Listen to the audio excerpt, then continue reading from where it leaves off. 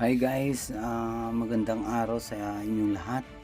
Welcome po tayo sa ating panibagong vlog. Ayan, sinishare ko lang sa inyo guys itong mga poison.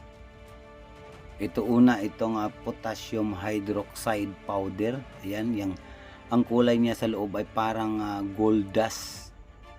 Ayan, so delikado po yan guys, nakakamatay po yan dahil pag nahalo siya sa tubig ay talagang kakati ang tubig guys, tapos masusunog yung balat at mamamaga po yung mga balat ng tao pag tumama yan. So delikado po yan pag nakahalo sa tubig guys.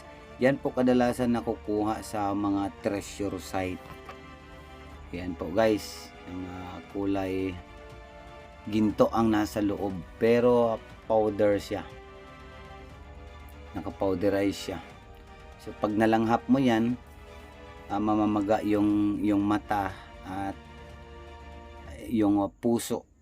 Syempre hindi ka makahinga dyan guys. Tapos ito naman, ayan, itong tatlo.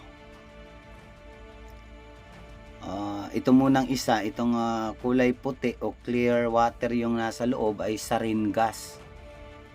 Yan din po pag inilagay kasi yan sa mga treasure box o yung sa malapit na sa treasure, so madaling mabasag ang bote niya dahil manipis lang siya.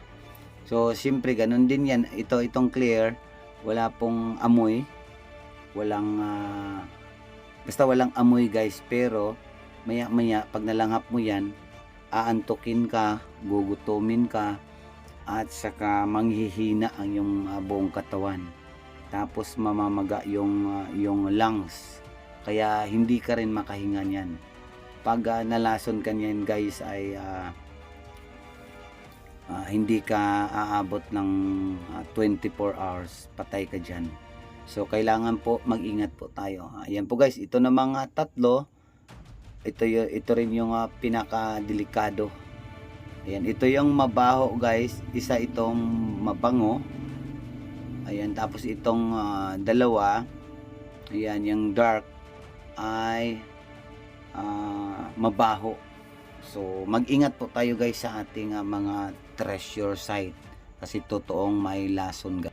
So sa mga treasure hunter na talagang hindi mapipigilan na gustong maghukay, ay talaga pong mag-iingat na lang po tayo. Gagamit po tayo ng gas mask para po dito guys na hindi po tayo malason.